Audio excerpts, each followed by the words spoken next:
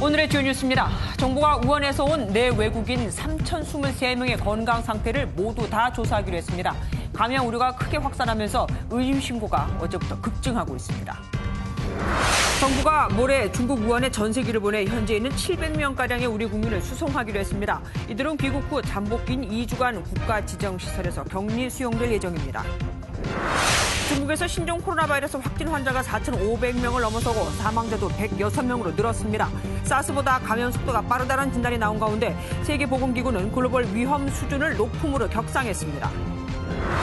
신종 코로나 바이러스 감염 우려 확산으로 코스피가 3%대로 급락하는 등 국내외 금융시장이 크게 출렁였습니다. 사태가 장기화할 경우 우리 경제에 복병이 될 거라는 분석이 나옵니다. 50대 남성이 길을 가던 연인에게 일부러 시비를 걸고 흉기를 휘둘러 한 명이 숨졌습니다. MBN이 사건 당시 현장에 CCTV를 단독 입수했습니다. 더불어민주당이 4월 총선 앞두고 영입한 원종건 씨가 미투 의혹이 불거지자 영입 인재 자격을 자진 반납했습니다.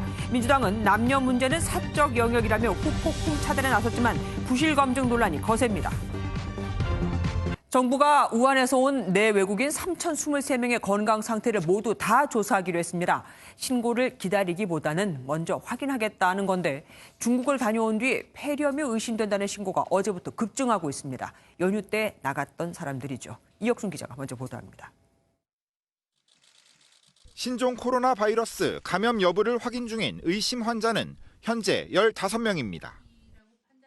질병관리본부는 내일 오전 결과가 나온다고 밝혔습니다. 어제부터는 중국을 다녀온 폐렴 환자들에 대한 신고가 좀 늘어서 조사 대상 유증상자가 많이 늘었다라는 말씀을 드리겠습니다. 정부는 우한 입국자를 파악해 건강 상태를 확인하는 전수조사도 시작했습니다. 잠복기를 고려해 지난 13일부터 26일까지 중국 우한에서 입국한 3,023명이 대상입니다. 내국인 1,166명, 대부분 중국인인 외국인은 1,857명으로 외국인의 경우 경찰과 협조해 추적 조사합니다. 네 번째 확진 환자는 172명과 접촉해 확진 환자 중 가장 많은 접촉자 수를 기록했습니다. 밀접 접촉자는 95명으로 항공기와 공항 직원 35명, 공항 버스와 택시 28명, 나머지는 2차례 방문한 병원과 약국에서 29명과 가족 3명입니다. 밀접 접촉자는 자가 격리 중입니다. 질병관리본부는 중국을 다녀온 뒤 의심 증상이 있다면 2차 감염을 막기 위해 지역 의원이 아닌 선별진료소를 방문해달라고 당부했습니다. 선별진료소는 현재 288곳으로 보건복지부와 질병관리본부 홈페이지에서 확인할 수 있습니다. MBN 뉴스 이혁준입니다. 신종 코로나 바이러스 네 번째 확진 환자는 두 번째 병원에 가서야 격리 판정을 받았죠. 왜 그랬을까? 의사는 환자가 중국 우한에서 왔다는 말을 안 했기 때문에 걸러내지 못했다고 주장합니다. 그런데 환자는 무슨 소리냐? 처음부터 얘기를 다 했다고 합니다. 그 사이 이 확진자는 무려 172명과 접촉을 했죠. 윤기란 기자가 보도합니다. 네 번째 확진 환자가 감기 증세로 2차례 방문한 자택 인근 의원입니다. 어제 오전 50대 남성이 신종 코로나 바이러스 감염증으로 확진되면서 지금은 폐쇄됐습니다. 남성은 귀국 후에 공항 버스로 귀가한 후 주로 집에 있던 것으로 확인됐지만 이곳 병원과 인근 약국 등을 다니며 172명과 접촉한 것으로 알려졌습니다. 겁나요. 식당하고 있는데 그 사람 많았던 사람이 또 우리 가게 올 수도 있잖아요. 메리스. 그때도 얼마나 난리를 쳤는데 아무 날이지 막 오싹오싹하네. 의원 측은 환자가 두 번째 진료일인 지난 25일 중국 우한에 다녀온 사실을 알렸다지만 환자는 첫 진료 때도 이를 말했다고 주장하고 있습니다. 환자의 말이 사실이면 첫 진료 후 조치가 제대로 이뤄지지 않아 접촉자 수가 늘었을 수도 있습니다. 중국 여행을 안 갔다 왔다고 얘기했다는 게 병원 측 주장이고, 그리고 이제 환자 측에서는 그렇게 얘기를 하는 거고요. 병원 쪽도 그렇지 않고 이런 상황이어서 지금 조사 중입니다. 평택시와 평택시 교육지원청은 관내 어린이집과 유치원 500여 곳에 오늘부터 나흘 동안 휴원령을 내렸습니다. MBN 뉴스 윤기란입니다. 공항에서도 못 걸러내고 특히 병원에 갔는데도 환자를 못 걸러냈다면 정말 큰일이죠. 정부는 병원들이 의약품 안전 사용 서비스를 이용해 환자가 중국을 방문했는지 알 수 있다고 하는데 이 프로그램을 설치하지 않은 병원이 174곳이나 되고 의무 설치가 아니거든요. 또한 설치가 돼 있어도 쓸 줄 모르는 곳이 적지 않습니다. 강대엽 기자가 취재했습니다. 의약품 안전 사용 서비스 DUR을 쓰면 감염증 발생 지역에서 입국한 지 14일이 안 된 환자를 걸러낼 수 있습니다. 프로그램 설치가 의무사항이 아니다 보니 전국 병원의 0.2%, 174곳은 사용을 하지 않고 있습니다. 처벌 조항이 없는 거죠. 가능한 빨리 세팅할 수 있도록 해야만 하고요. 한 의료기관은 DUR을 활용해 환자의 여행 기록을 확인하는 방법을 모르기까지 합니다. 글쎄 한번 찾아볼게. 나도 그걸 어떻게 하는지 모르겠네. 오류가 나기도 합니다. 메디스 때는 여기서 우리가 딱 이렇게 입력을 집어넣고 다 하면은 거기를 방문해서 갔다 오는 환자라고 떠져요. 근데 지금은 출입국 관리소에 이어 2차 방어선인 병원도 혼선을 빚고 있어 철저한 지도 감독이 필요해 보입니다. MBN 뉴스 강대엽입니다. 이번엔 인천국제공항으로 가보겠습니다. 오늘부터 중국 전역에서 들어오는 모든 승객은 건강상태 질문서를 다 작성해야 합니다. 정주영 기자가 나가 있습니다. 정 기자, 오늘 중국발 입국자는 몇 명이나 됩니까? 네, 오늘 중국을 떠나 이곳 인천국제공항에 들어오는 여객기는 128편, 승객은 2만여 명으로 추산됩니다. 상하이나 청두 등 중국 각지에서 출발한 승객들은 지금 이 시각에도 입국장에 속속 도착하고 있는데요. 승객들은 물론 승무원과 공항 상주 직원 대부분이 마스크를 쓰고 있어 긴장감마저 감돕니다. 정부는 오늘부터 중국을 떠나 국내로 들어오는 모든 승객으로부터 건강상태 질문서를 받고 있습니다. 입국 전 21일 동안 어떤 국가에 방문했는지와 발열이나 오한 등의 증상 여부, 한국 내 세부 주소 등을 반드시 적어야 합니다. 발열 감시와 체온 측정에서 의심 증상이 발견되면 즉시 격리됩니다. 중국발 모든 승객의 검역이 강화돼 입국에 더 많은 시간이 걸릴 것으로 예상됐지만 큰 혼란은 없었습니다. 그냥 같이 나오는 것 같은데요. 카메라로만 온도 체크만 하는 것 같아요. 인천공항공사는 국방부 등으로부터 100명 안팎의 추가 검역 인원을 지원받아 200여 명이 검역에 나섰다고 밝혔습니다. 에어서울은 모든 중국 노선의 운항을 잠정 중단했고 다른 항공사들 역시 운항 중단을 검토하고 나섰습니다. 지금까지 인천국제공항 입국장에서 MBN 뉴스 정주영입니다. 문제는 나가는 사람은 그냥 가게 한다는 겁니다.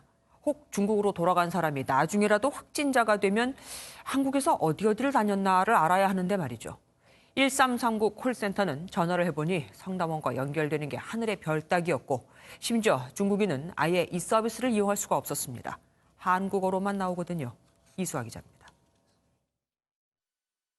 공항에서 이뤄지는 신종 코로나 바이러스에 대한 각종 홍보에도 귀를 기울이는 중국 여행객은 많지 않습니다. 你在韩国的时候，知道肺炎在哪里申报吗？不好意思，我们在这儿不知道肺炎在哪里申报。 감염 의심 신고 콜센터인 1339를 운 좋게 안다 해도 곧장 난관에 부딪힙니다. 안내 서비스가 한국어로만 이뤄지기 때문입니다. 일반인 신종 코로나 바이러스 관련 문의는 1번, 의료인 신종 코로나 바이러스 관련 문의는 2번. 평소 20배가 넘는 전화가 걸려오니 상담사 연결은 하늘의 별 따기입니다. 죄송합니다. 지금 모든 상담원이 통화 중입니다. 제가 조금 그 부분은 조치는 해야 될 것 같은데 기존에 19명이었는데요. 2배 인원 증원으로 현재 오늘부터 준비를 하고 있고. 출국 때도 중국인은 검역을 진행해 의심 환자는 격리를 해서라도 국내 행적 추적을 해야 한다는 주장도 나옵니다. MBN 뉴스 이수아입니다. 문재인 대통령이 신종 코로나 바이러스 확진 환자가 있는 국립중앙의료원을 방문했습니다. 병원에서 환자를 돌려보냈다는 이야기가 있다며 질책한 문 대통령은 과하다 싶을 정도로 조치하라고 의료진에게 지시했습니다. 황재영 기자입니다. 문재인 대통령이 신종 코로나 바이러스 현장 대응 상황을 점검하기 위해 국립중앙의료원을 찾았습니다.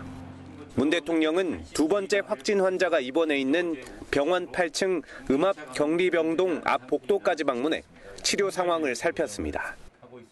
하나는 이렇게 평가가 있을 정도로 발빠르게 시행될 필요가 있고 2차 감염을 최대한 그런 조치들을 빈틈 없이 취해 나가면서 설 연휴에 쉬지도 못한 의료진을 격려한 문 대통령은 병원에서 환자를 돌려보냈다는 이야기가 있다며 보다 철저한 대응을 당부했습니다.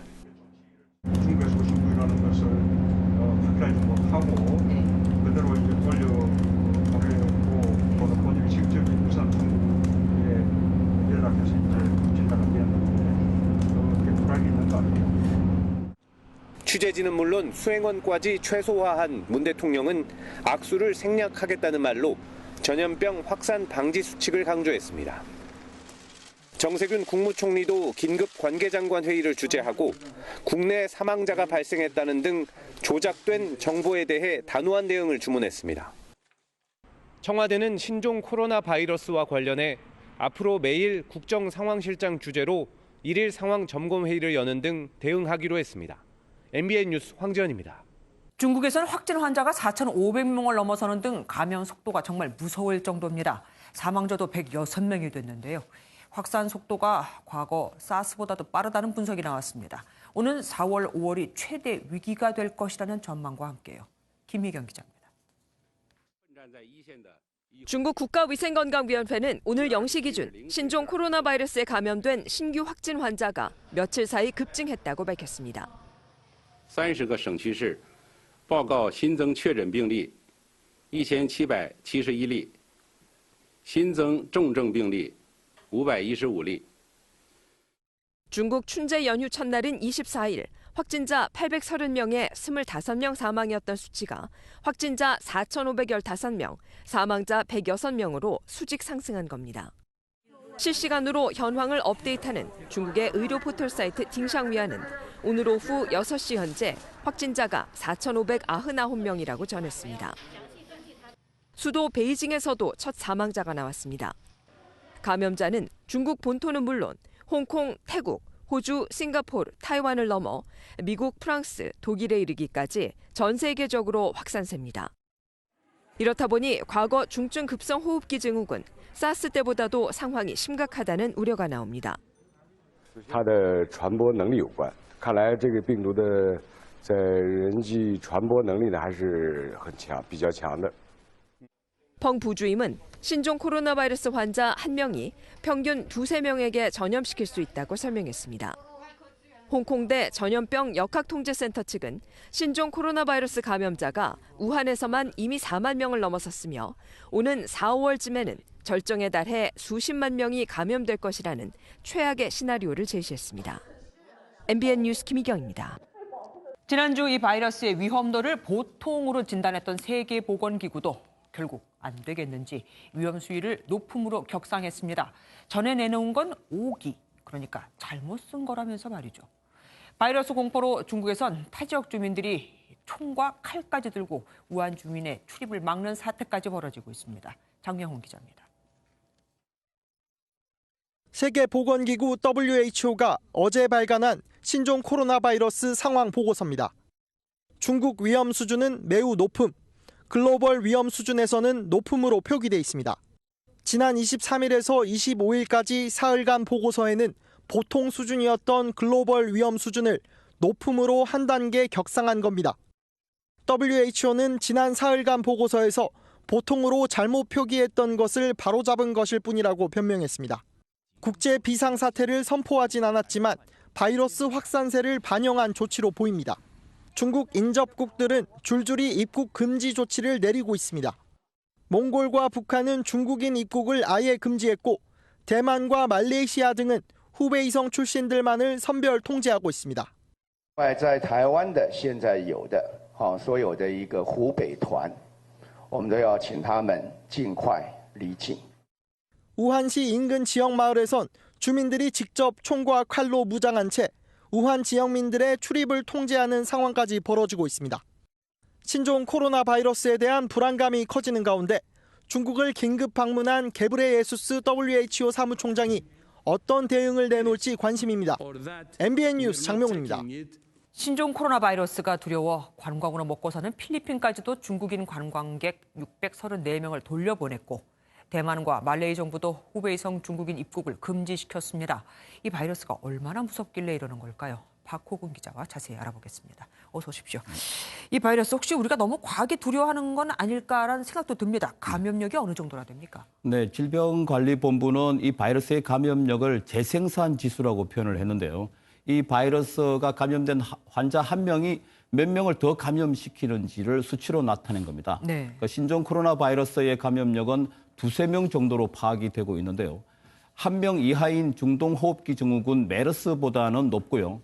4명이나 되는 중증급성호흡기 증후군 사스보다는 감염력이 낮습니다. 예, 메르스보다는 높고 사스보다는 낮다. 네네. 그럼 이 바이러스에 감염됐을 때 사망할 확률은 어떻게 됩니까? 네, 그게 바로 치사율인데요. 네네. 치사율 또한 메르스나 사스보다는 낮습니다. 네, 사스는 치사율이 한 10% 정도 되고요. 메르스는 30~40% 정도라고 합니다. 이에 비해서 신종 코로나 바이러스의 치사율이 4% 정도 되는 것으로 알려졌습니다. 이 바이러스에 감염된 환자 100명 중 4명이 숨진다는 뜻입니다.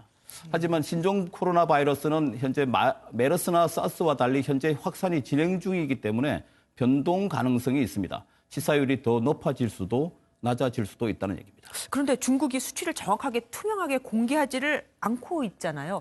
그렇기 때문에 실제 피해는 더 크다는 말도 있습니다. 그러면 네. 방금 말씀하신 대로 치사율이 더 높아질 수도 있는 거잖아요. 네, 그럴 가능성도 있습니다. 그런데 지금 중국 당국이 현재 확산 단계이기 때문에 자료를 정확히 분석을 못해서 공개를 안 할 수도 있고요. 네. 물론 공포가 확산되는 것을 막기 위해서 축소를 해서 발표를 할 가능성도 있어 보입니다. 예, 이 바이러스의 생존 기간은 어떻게 됩니까? 쉽게 말해서 그 확진자가 다녀가고 나서 얼마나 있다가 그 장소에 가면 우리가 안심을 해도 되는 걸까요? 네, 대표적인 바이러스 중에 그 에이즈 바이러스 같은 경우 공기 중에 노출이 되면은 5분이나 10분 이내에 사멸을 한다고 합니다. 네. 바이러스는 그 몸속 세포에서 기생을 해야 하는데 따라서 몸 안에 들어가지 않으면 밖에 있을 때는 바로 사멸한다는 얘기입니다. 하지만 이번 코로나 바이러스가 공기 중에서 얼마나 생존하는지는 아직 밝혀지지 않았습니다. 지금 말씀대로라면 몸 안에 있는 바이러스를 조심해야 한다는 얘기잖아요. 그러니까 네네. 쉽게 말하면 기침할 때 나오는 그렇습니다. 그 바이러스요. 네네. 그게 바로 그 몸 안에서 나오는 그 공기 중에 있는 게 아니고 신종 바이러스가 비말 현재까지는 네네. 그러니까 그 공기 중에 퍼지는 침을 얘기합니다. 네네네. 침방울. 그것이 지금 그것을 통해서 전염이 되는 것으로 알려져 있는데요. 따라서 기침하는 사람은 반드시 옷 소매나 외투 안쪽에 기침을 해야 하고요. 기침 예절을 지켜야 합니다. 또 기침하는 사람과는 최소 2m 정도를 유지하는 것이 중요합니다. 예, 우리가 중국에서 수입을 어마어마하게 하고 있지 않습니까? 네네. 중국에서 들어오는 식품 같은 거는 안전할까요? 어떻습니까? 네, 중국산 김치나 식자재가 많이 들어오고 있는데요. 신종 코로나 바이러스에 감염되려면은 바이러스가 호흡기나 점막을 통해서 체내로 들어와야 한다고 합니다. 그런데 중국에서 식품이 만들어지고 한국으로 건너오는 데는 많은 시간이 소요되는데 그 안에서 바이러스가 생존할 가능성은 매우 낮다고 합니다. 따라서 그 식품을 먹어서 감염될 가능성은 거의 없다고 질병관리본부가 밝혔습니다. 예, 네. 중국인들을 아예 입국 금지시키지 않은 국민청원까지 지금 어마어마하게 네네. 비등하고 있습니다. 실제로 이게 가능하긴 하는 겁니까? 네, 이미 그 북한과 몽골이 중국인들의 입국을 전면 금지를 하고 있는데 엄격히 막고 있습니다. 이 두 나라는 의료 인프라와 방역 체계가 취약해서 이런 극단적 조치를 취할 수밖에 없다. 이런 분석이 나오기도 하는데요. 네. 반면에 대만과 필리핀, 말레이시아 등은 선별적으로 통제를 하고 있다고 합니다. 그런데 우리나라와 일본, 태국은 아직 중국인 입국 제한 조치를 하지 않고 있는데요.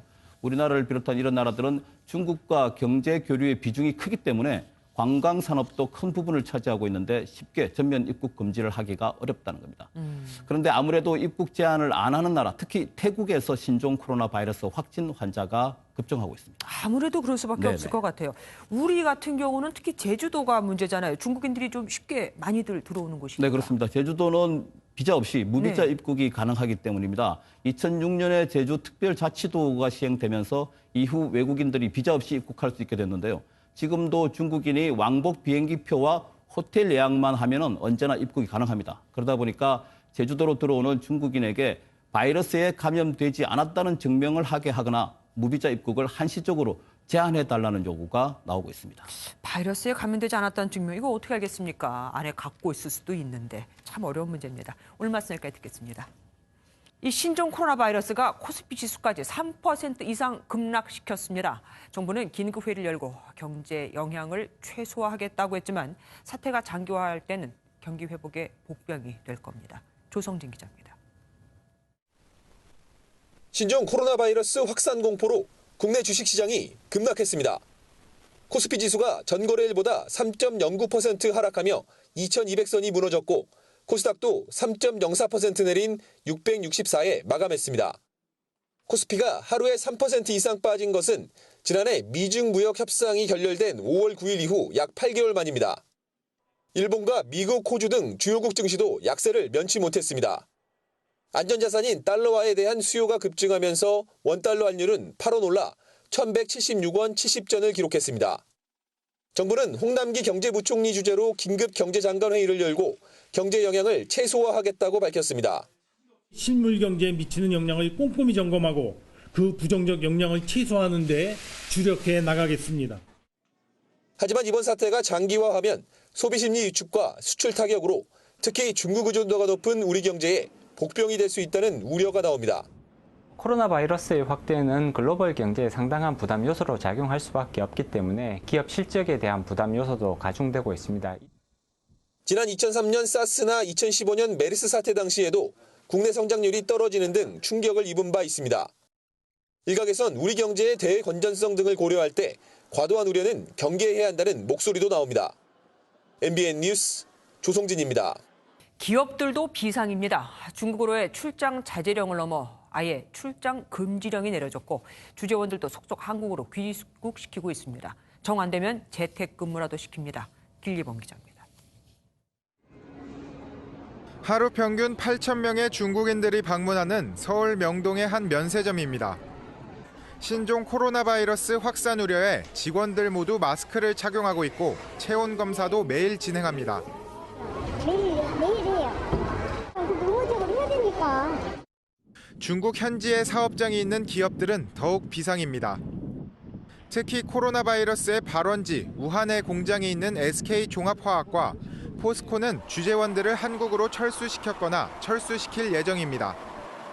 포스코는 아예 공장 중단도 검토 중입니다. 전 세계 신청까지 다 해놓은 거예요. 중국 정부에서 추가적으로 경제라든가 산업 관련해서 어떤 추가 결정을 하는지 일단은 지켜봐야 되고요.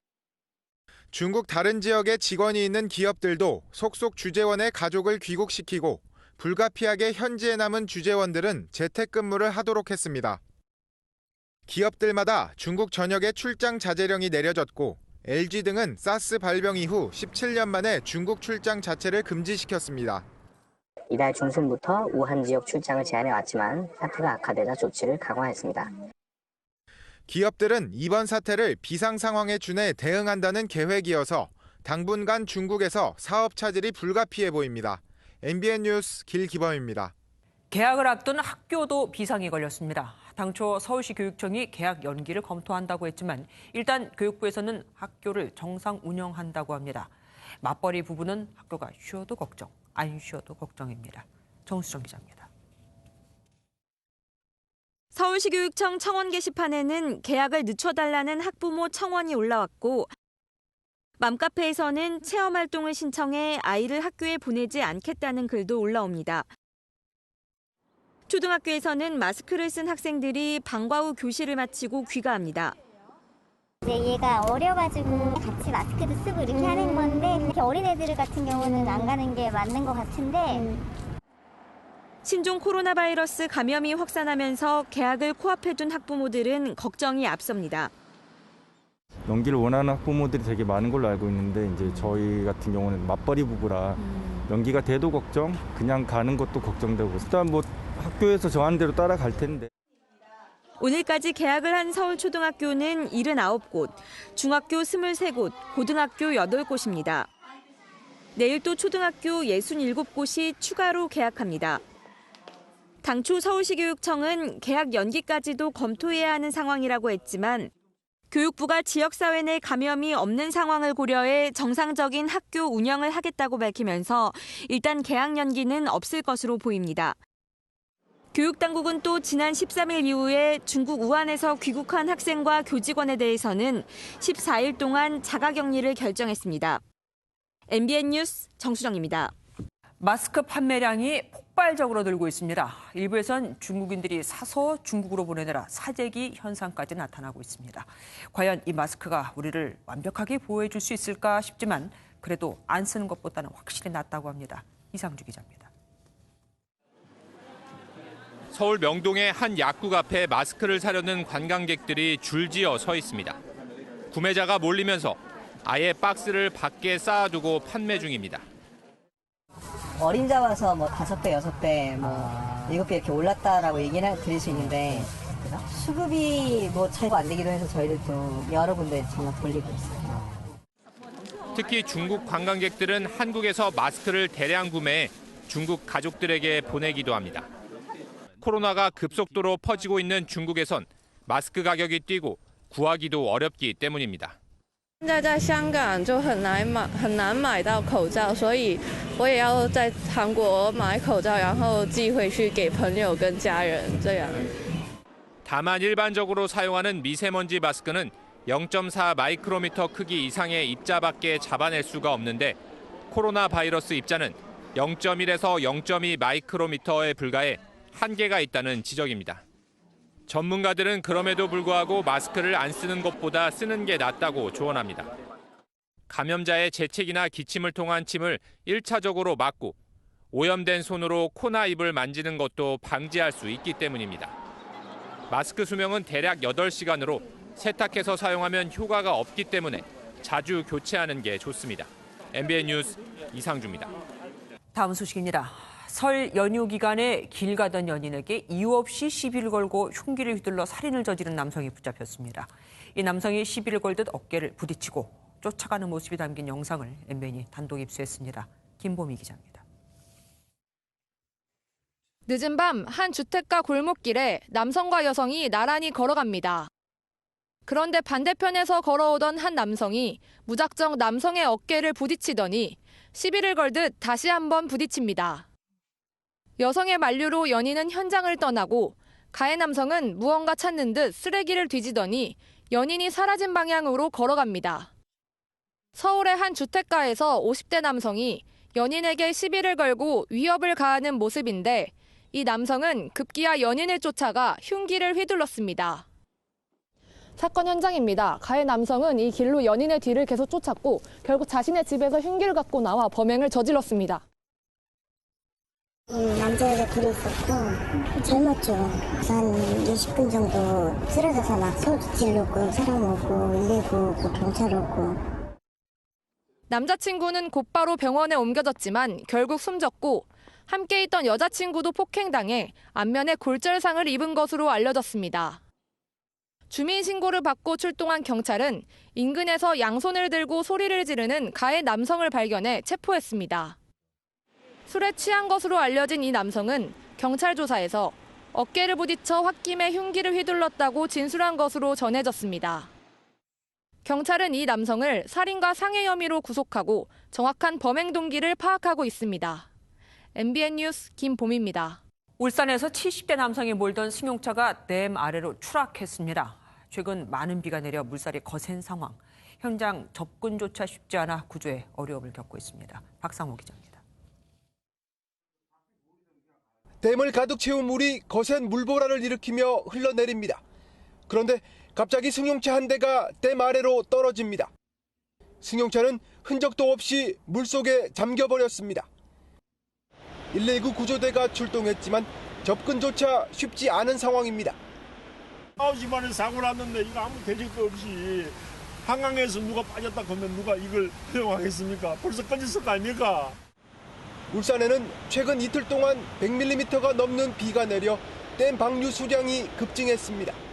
댐 밑에는 거센 물살이 일면서 와류 현상으로 불리는 소용돌이까지 일고 있습니다. 물이 떨어지는 낙차에 의해 가지고 물이 지금 돌고 있어가지고 현재 구조가 불가한 상황입니다. 70대 운전자는 인근 배드민턴장에 도착해 주차장으로 들어서던 길이었습니다. 경찰과 소방당국은 물살이 잦아들면 구조 작업에 나설 계획이지만 현재로선 내일이나 가능할 것으로 보입니다. MBN 뉴스 박상호입니다. 20대 남자들의 표심을 잡겠다며 더불어민주당이 야심차게 영입한 원종건 씨. 과거 어머니의 사연이 알려져 많은 관심을 끌었던 그가 미투 논란이 불거진 지 하루 만에 결국 총선 불출마를 선언했습니다. 원 씨는 당에 누를 끼쳤다면서도 해당 의혹은 사실이 아니라고 강조했는데 어느 게 사실이 아니냐는 질문엔 답하지 않았습니다. 김순철 기자입니다. 지난 2005년 원종건 씨는 시각장애인 어머니와 방송에 출연해 효자들로 화제를 모았습니다. 지난해 12월 말에는 민주당의 두 번째 영입 인사로 이름을 올리며 정치권에 발을 들였습니다. 저는 지금까지 우리 사회로부터 받은 사랑을 우리 이웃들에게 돌려드리기 위해 정치를 해보려 합니다. 한 언론과의 인터뷰에서 페미니즘이 시대 정신이라고 강조한 원 씨는 지역구 출마를 선언하며 눈길을 끌기도 했습니다. 하지만 원 씨의 전 여자친구라고 주장한 네티즌의 글이 논란이 됐습니다. 이 여성은 원 씨로부터 지속적으로 성놀이개 취급을 받았고 성관계 동영상 촬영 요구도 수차례 받았다고 주장했습니다. 또 원 씨가 지나가는 여성을 돼지로 비하하는 등 여성 혐오 발언을 했다는 내용도 담겼습니다. 논란이 커지자 원 씨는 기자회견을 열고 영입 인재 자격을 반납하겠다며 총선 출마를 포기했습니다. 영입 인재 자격을 스스로 당에 반납하겠습니다. 논란이 된 것만으로도 당에 누를 끼쳤습니다. 원 씨는 다만 해당 의혹은 사실이 아니라며 강하게 부인했습니다. 한편 사법시험 준비생 모임은 원 씨에 대한 처벌을 촉구하며 검찰에 수사를 의뢰했습니다. MBN 뉴스 김순철입니다. 상황이 이렇게까지 번지니 원종건 씨를 영입한 민주당은 당황한 기색이 역력합니다. 일단 제대로 검증을 하지 못한 걸 우회적으로 사과하며 논란 진화에 나섰지만 야당은 감성팔이 인재 영입 쇼의 결말이라며 일제히 맹공을 퍼부었습니다. 이동화 기자입니다. 민주당은 원종건 씨의 미투 의혹을 검증 때 파악하지 못했다며 우회적으로 사과했습니다. 다만 이번 논란을 남녀 문제로 규정하고 양측의 주장이 달라 사실 규명이 필요하다며 의혹 자체에 대해서는 신중한 반응을 보였습니다. 현재로서는 저희도 본인의 소명만 들은 상태이기 때문에 그 사실관계 여부는 이후에 좀 조사가 필요하지 않을까 생각을 합니다. 일단 원 씨의 자진 사퇴로 급한 불은 껐지만 당에서는 어느 쪽으로 불똥이 튈지 몰라 우려하는 분위기입니다. 반대로 야당은 일제히 비난의 목소리를 높이며 부실검증 책임론을 키웠습니다. 한국당은 민주당의 감성팔이 인재 영입을 지적했고 감성팔이식 그리고 쇼잉 인재 영입이 그 문제를 불러왔다는 것을 직시하시기 바랍니다. SNS 유명인만 찾다 보니 이런 사태를 불러온 것 아닌가 합니다. 정의당은 민주당 지도부의 인식을 비판했습니다. 피해 여성에 대한 사과 한마디 없는 기자회견문은 그야말로 참담한 대응이라 하지 않을 수 없습니다. 여당의 지도부가 이 같은 문제를 가벼이 여긴 것은 아닌지. 후보자의 스토리를 강조해 유권자의 감동을 사려던 민주당의 총선 전략에도 차질이 불가피할 것이란 분석도 나옵니다. MBN 뉴스 이동화입니다. 손학규 바른미래당 대표가 안철수 전 국민의당 대표가 요구한 대표직 사퇴에 거부의 뜻을 밝혔습니다. 그것도 아주 불쾌해하면서요. 당권파와 비당권파 의원들도 이견을 보이고 있어서 이렇게 당내 갈등이 계속되면 당이 나뉠 수도 있다는 관측도 나옵니다. 최형규 기자입니다. 지도부 교체와 비상대책위원회 전환을 요구한 안철수 전 대표 제안에 손학규 바른미래당 대표는 강하게 반발했습니다. 개인 회사의 오너가 CEO를 해고 통보하는 듯 일방적이었다며 불쾌감을 드러낸 손 대표는 안 전 대표가 돌아오면 당권을 내려놓는다고 한 적이 없다며 대표직 사퇴를 거부했습니다. 당권을 내려놓는다 이런 말씀은 전혀 드린 일이 없는데 안철수 대표가 당을 위해서 총선 승리를 위해서 할 수 있는 모든 권한을 최대한의 권한을 주도록 하겠다. 손 대표의 불쾌감에 안 전 대표는 나는 무례한 사람이 아니다라며 제안을 거부하고 있는 손 대표를 이해하기 어렵다고 맞받았습니다. 당이 위기 상황이어서 다시 초심으로 돌아가서 당원들의 뜻을 묻자고 한 제안에 대해서 왜 당대표께서 계속 회피를 하시는지 저는 이해하기가 어렵습니다. 총선 전 지도부 체제를 둘러싼 당내 이견도 계속되고 있습니다. 당권파 의원들은 중립 외부 인사를 비대위원장으로 세우자고 제안했지만 안철수계 의원들은 손 대표가 사퇴를 거부하면 탈당 후 신당 창당까지 불사하겠다는 입장입니다. 손 대표의 사퇴 거부에 안 전 대표가 내일 입장을 밝히기로 한 가운데 당내 갈등이 계속될 경우 분당 가능성도 제기되고 있습니다. MBN 뉴스 최영규입니다. 검찰이 조만간 청와대 사건 주요 관련자들의 기소 여부를 결정할 것으로 알려졌습니다. 앞서 최강욱 청와대 공직기강 비서관은 자신이 기소된 데 대해 강하게 반발했던 만큼 법무부와 검찰의 갈등이 최고조에 달할 것이라는 관측도 나옵니다. 여기에 법무부가 윤석열 총장을 감찰까지 한다면 더하겠죠. 대검 연결해 보겠습니다. 민주수 기자, 검찰 내부에서 주요 인물들의 기소 의견을 검토하고 있다고요? 네, 그렇습니다. 통상 인사가 나면 수사팀은 기존에 해오던 사건을 마무리 지을지 아니면 다음 수사팀으로 넘길지 결정하는데요. 현 수사팀의 근무 날짜가 사흘밖에 남지 않은 만큼 검찰은 현실적으로 처리가 가능한 부분을 검토하고 있다는 입장입니다. 지금까지 해온 수사를 바탕으로 기소가 가능한 인물들을 추리고 있다는 건데요. 특히 백원우 전 민정비서관과 송병기 전 울산부시장 등 청와대 사건 주요 관련자들이 곧 재판에 넘겨질 것이란 관측이 나오고 있습니다. 일단 수사팀은 이성윤 중앙지검장에게 기소 의견을 전달한 것으로 보이는데요. 아직까진 대검찰청이나 윤석열 총장에게까지 보고되진 않았다고 합니다. 지난주 최강욱 비서관의 기소로 갈등을 빚었던 이성윤 지검장과 대검, 법무부 간에 또다시 충돌이 예상됩니다. 기소가 결정되더라도 이성윤 중앙지검장이 조사가 덜 이루어졌다는 이유로 기소 시점을 미룰 가능성이 있는데요. 핵심 관계자인 황운하 전 울산경찰청장 등에 대한 조사가 이루어지지 않았기 때문입니다. 윤석열 총장이 기소를 강행할 수도 있지만 법무부가 감찰 카드로 맞불을 놓는다면 이 또한 어려워질 것으로 보입니다. 그런데 검찰 중간 간부 인사 이후에 청와대 선거 개입 의혹을 수사하던 부장검사가 사표를 냈다고요. 네, 그렇습니다. 오늘 사표를 낸 김성주 공공수사 3부장은 김태은 2부장과 함께 청와대 선거 개입 의혹 사건을 수사해 왔는데요. 선거 관련 수사를 오랫동안 맡으며 공안통으로 불렸던 김 부장이 이 사표를 낸 배경에 좌천성 인사가 있다는 관측이 나옵니다. 앞서 중간 간부 인사에서 자리를 지킨 김태은 부장과 달리 김 부장은 울산지검으로 발령이 났는데요. 김성주 부장은 이미 2017년 초임 부장으로 이곳에서 근무한 바 있습니다. 초임 부장 시절 근무지로 다시 발령을 낸 것은 통상 이루어지는 인사 방향과 달라 좌천성 전보로 보는 것이 맞다는 분석입니다. 앞서 서울중앙지검 첫 여성 차장검사로 알려진 인호공 성남지청장도 서울고검검사로 좌천성 인사가 난 직후 사직서를 제출했습니다. 인사 이동이 확정되는 3일까지 검사들의 사표가 이어질 것이란 관측이 나옵니다. 지금까지 대검찰청에서 MBN 뉴스 민지숙입니다. 보수 야당은 이성윤 서울중앙지검장을 직무유기 등의 혐의로 고발했습니다. 검찰총장의 명예도 일부러 불응했다 이겁니다. 권영봉 기자입니다. 새로운 보수당 의원들이 청와대 앞에 모여 법무부의 두 차례 검찰 인사는 보복 인사라며 철회를 요구했습니다. 검찰 장학근무 중단하라! 중단하라! 중단하라! 중단하라! 추미애 장관 해임하라! 해임하라! 해임하라! 해임하라! 이성윤 서울중앙지검장에 대해선 검찰총장의 최강욱 기소 지휘에 불응했다며 직무유기 등의 혐의로 검찰에 고발했습니다.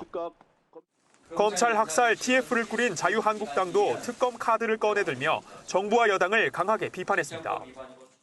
권력기관을 정권 유지를 위한 칼로 쓰겠다는 의도를 명백히 보여주고 있는 것입니다. 잘잘못이 누구에게 있는지를 밝히기 위해서 특별검사 실시를 추진하겠습니다. 더불어민주당은 2월 임시국회를 거듭 제안했지만 여야는 모레 보건복지위원회를 열어 신종 코로나 바이러스에 대한 현안 질의만 하기로 합의했습니다. 범국가적 총력 대응에 우리 모두 나설 때입니다. 국민 생명이 걸린 사안은 정쟁의 대상이 절대로 아니며 여야가 따로 없다는 전통을 확립해야 합니다. 이런 가운데 안철수 전 국민의당 대표가 공수처법 개정에 나서겠다고 말하면서 검찰 인사를 둘러싼 정치권의 공방은 계속될 전망입니다. MBN 뉴스 권영범입니다.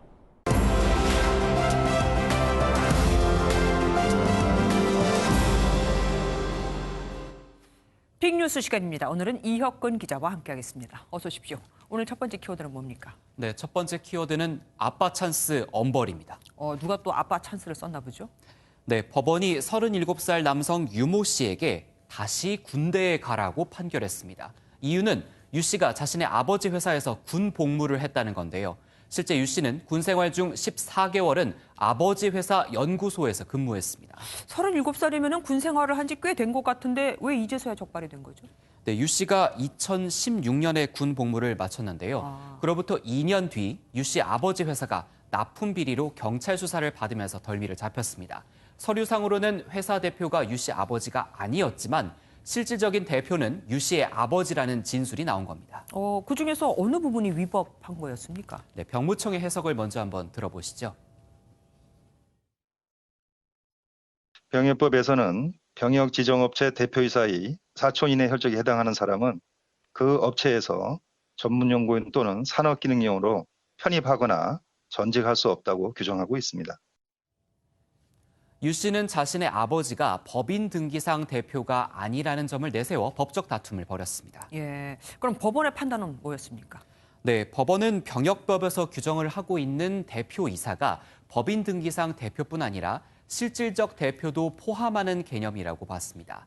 사기업은 등기상 대표와 실제 경영자가 다른 경우가 많다고 덧붙이기도 했는데요. 쉽게 말하면 이른바 바지 사장을 내세웠을 때 실질적 대표에 대해 병역법 적용을 하지 못하면 안 된다는 취지입니다. 그럼 이 남성은 군 생활을 다시 해야 되는 겁니까? 네, 맞습니다. 유 씨는 현역 입영 대상자로 다시 편입됐습니다. 다만 소송을 진행하는 도중에 36살을 넘겨서 사회복무요원 대상자가 됐습니다. 조만간 사회복무요원으로 다시 군복무를 할 것으로 보입니다. 아빠 찬스에 대해서 경종을 울린 판결이 나왔습니다. 다음 키워드는 뭡니까? 네, 두 번째 키워드는 혼외자 인정입니다. 이것도 혹시 아빠 문제입니까? 네, 맞습니다. 우리나라 이야기는 아니고 벨기에 왕실의 이야기입니다. 올해 85살이 된 전 벨기에 국왕 알베르 2세가 51살 딸 벨의 존재를 인정했는데요. 발표문을 들어보시죠. Juridiquement, il arrête là, en quelque sorte, le combat judiciaire et accepte que Delphine Boel devienne son 4e enfant. 자연스럽게 받아들인 게 아니라 버티다가 인정한 그런 느낌이 드는데 어떻게 얘기가 됐길래 이렇게 나온 겁니까? 네, 부인들의 말에서 좀 폭로가 이어졌습니다. 네, 부인들이었습니다.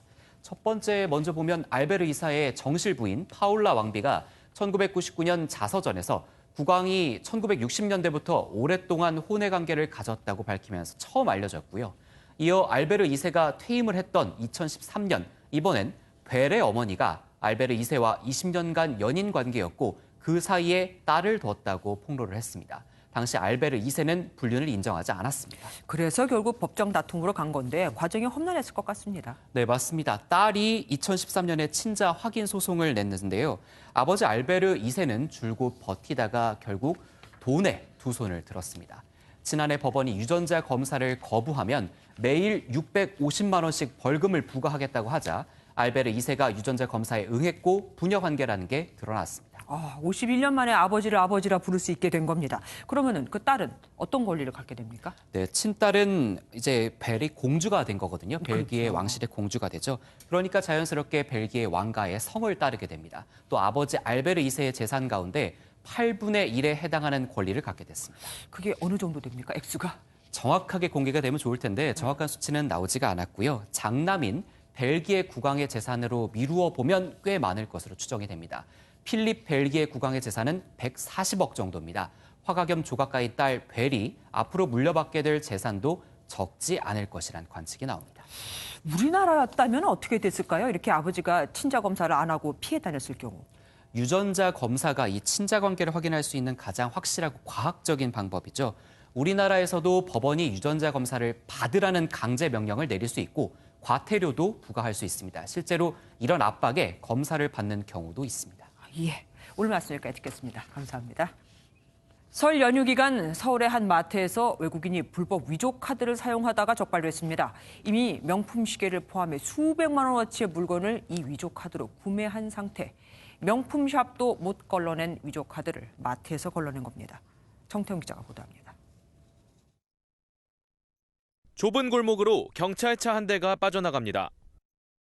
지난 23일 저녁 서울의 한 마트에서 불법 위조된 카드가 사용됐다는 신고가 들어왔습니다. 범인은 말레이시아 국적의 남성이었는데 당시 음료를 사려던 중이었습니다. 마트에서 거래를 거절당한 남성은 곧바로 이곳을 빠져나갔고 이후 출동한 경찰에 붙잡혔습니다. 모난 카드라고 뜨더라고요. 결제 안 된다고 보냈거든요. 저희 말고도 뭐 결제를 많이 했나 봐요. 그래서 피해자들이 많아서 이제 몇 장 있는 것 같더라고요. 조사 결과 남성은 해당 카드로 여러 곳에서 불법 구매를 했는데 명품 시계를 포함해 250만 원 정도의 물건을 산 것으로 확인됐습니다. 경찰은 여신 전문 금융업법과 사기 혐의로 남성을 구속하고 정확한 범행 경위를 조사 중입니다. MBN 뉴스 정태웅입니다. 일상으로 돌아온 오늘 서울 하늘은 흐렸지만 마치 초봄처럼 포근했습니다. 내일 아침 기온은 오늘보다 내려가겠지만 여전히 평년보다 높은 기온 보이겠는데요. 낮에도 서울 8도 선까지 오르면서 큰 추위는 없겠습니다. 한편 내일 곳곳에는 또 한 차례 비나 눈이 내릴 전망입니다. 내일 오후에는 충남 남부와 남부지방을 따라서 동해안과 제주에도 내일 종일 비나 눈이 이어집니다. 강원 산지에 내려졌던 대설특보는 현재는 해제됐지만 앞으로 5에서 30cm의 큰 눈이 더 내리겠습니다. 경북 북동산강과 제주 산지에도 1에서 5cm의 눈이 더 내리겠고 그 밖에 동해안과 충남 남부, 남부지방을 따라서도 5에서 30mm 안팎의 비가 지나겠습니다. 내일 중부지방 계속해서 흐린 하늘이 이어지겠습니다. 남부지방 호남 해안과 제주를 따라서는 내일 바람이 강하게 부는 곳이 있겠습니다. 광주와 대구의 한낮 기온은 10도가 예상됩니다. 동해안 지방 내일 비나 눈이 내릴 것으로 보입니다. 모레까지 강원 산지를 따라서는 폭설로 인한 피해가 발생할 수 있어서 주의가 필요하겠습니다. 날씨였습니다. MBN이 선정한 이 한 장의 사진입니다. 한 여성이 공기주머니 같은 걸 몸에 두르고 있죠. 영국의 한 여행업체가 개발한 특수 재킷입니다. 공기를 주입하면 최대 46cm까지 부풀어 올라서 군중 속에서 자신만의 공간을 확보할 수 있게 해주는 겁니다. 집단 감염 우려가 커지는 요즘 더 유용해 보이기는 하는데 사람과 사람이 이렇게 멀어져야 안전한 세상이 참 서글퍼집니다. MBN 종합뉴스 여기서 마치겠습니다. 함께해 주신 여러분 고맙습니다.